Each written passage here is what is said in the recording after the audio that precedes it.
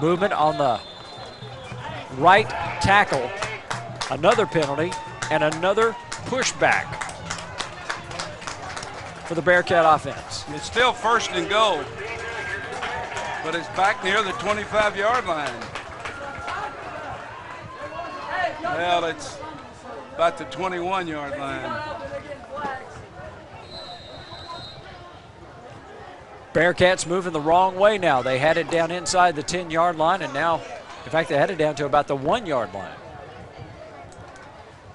10 minutes to go in this ball game.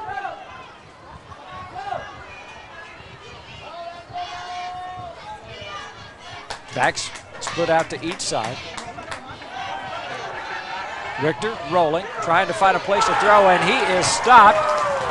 Give the sack to the Rebels. T.J. Burris. One-hand grab, Gary. Richter back to pass. Looking for a receiver on the left side. Going to throw back to the right. Here comes T.J. Burris. One-handed. Grabbed him by the jersey and put him to the turf. 2nd down and goal from about the 30. They're going to try it again. Richter throws, and nothing working there as they tried to connect up on the outside to Mason, but he couldn't gather this one in. Here's another cramp. Cedric Doby, the defensive back. Here it again on the replay. Look off to the left, throw back to the right. Doby coming over after the play, got a cramp. They're going to help him off the field. It's like Country Day has got their team over on the sideline. Coach Green trying to put together something. Here are 5A picks, and there's the teams that we said. Bowling Green was in the playoff last year. So was Covington Catholic. Highlands number 3, Highlands 2, Bowling Green 3. Owensboro with Joe Prince has a real good football team this year. Team to watch is Mercer County. Hey, Gary, you know Mercer County won the state last year, but they were in 2A. They moved all the way up to 5A. Coach Marty Jaggers said, if they'd give me those 22 seniors I lost, I'd play in 6A. I went to college with Marty. Yeah, you know Marty down at the Hilltoppers. Yep. He's a great guy, but he won it with 2A, and now he's playing in 5A. That is a real good division.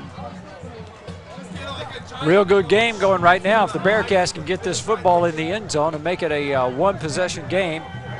Richter trying to do it with his arm. Again, puts it up, and it could have easily been picked off.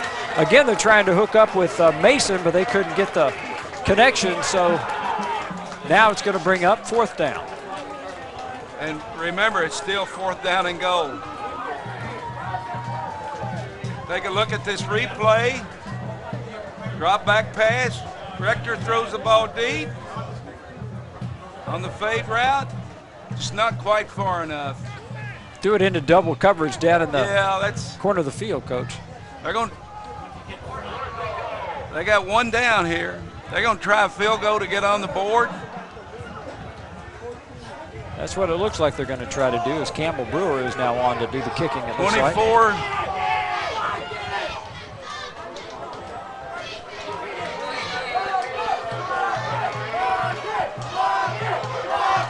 Campbell Brewer trying to avert the shutout, and he's nailed it, and it's good. Well, that's one thing they got out of it. He's a pretty darn good kicker. They felt confident in going for the field goal. Field goal. Campbell Brewer. A 42-yarder. That young man may have a future. I bet he's a soccer player, Gary. Take a look at this kick. Campbell Brewer. Well, if he keeps kicking like that, he won't be a soccer player for long. Somebody will have that guy in a college football uniform. Look at that. Man, it's nice and high. And is that long? Woo. I know a lot of teams would like to have that young man. That was a no-doubter right there. You know, if they could have gotten that touchdown and possibly held them again, this could have been a different ball game. There's still behind 11. They'd have to have a touchdown, a 2-point conversion, and a field goal. 8:54. The onside kick here. I think this young man can kick the ball deep enough that I'd go ahead and kick it. You know, that's one thing that's really going to change about college football with them moving the ball back to the 30 for kickoffs now. It's going to be a lot more risky for coaches to order an onside kick because it really puts you in a bad field position. Or to kick it out of bounds, too. Yep. Gary, I talked to some pro people, and they told me out of the combine, of all the college kickers that came in the combine, they only had 2 kicks that went in the end zone from the 30-yard line. So that's going to really change the game in college. Little squib kick that is fielded cleanly by the Rebels, and the tackle's made on the 35-yard line. Safely fielded and cradled. Well, I don't know. Zach They were looking Leamy. for a bounce on that play. They didn't get it. Take a look at it again. The ball is high. Atherton had someone in there to catch a football. John Dickens on the stop for Country Day. Under 9 minutes to go in the ball game now. Coach, you really can't deflate the ball now. You really have to try to keep moving it. Burn clock as much as you can. Well, I don't think you'll see Atherton put it in the air, although they're in the spread.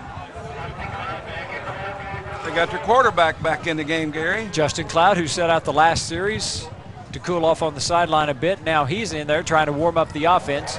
Curtis Toll will take it from there. He reverses field. Nifty running and gets close to the original line of scrimmage. He keeps those legs churning. Thomas Cleary, one of the men on the stop. And now we see Toll coming out of the ball game. He's got the ball in the wrong hand. He cuts back. Now he's all right. 1 yard on the play. 14-3 is our score here with approaching the 8-minute mark. Atherton up at home over KCD.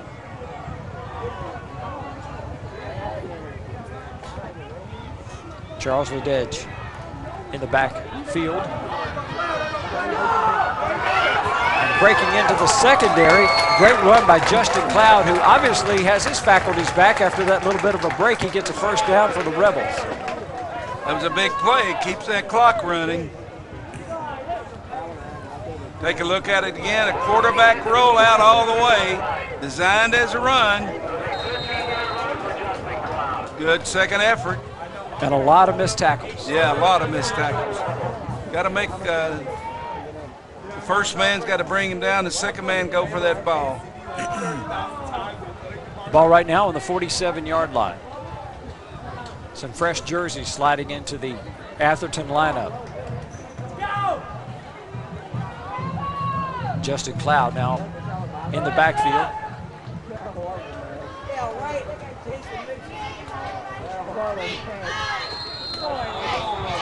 Kicks Curtis into motion, and a whistle is called for a delay of game. And that stops the clock. That's not the idea, is it, No, Coach? that's not what Atherton wants. They want to use as much as that clock.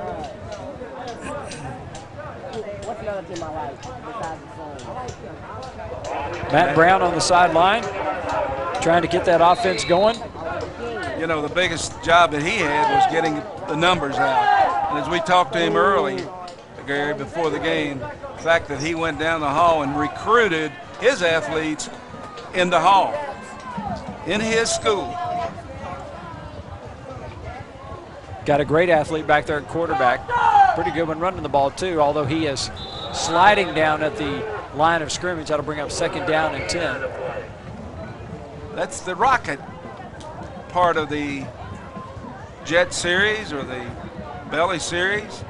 You bring the man in motion behind the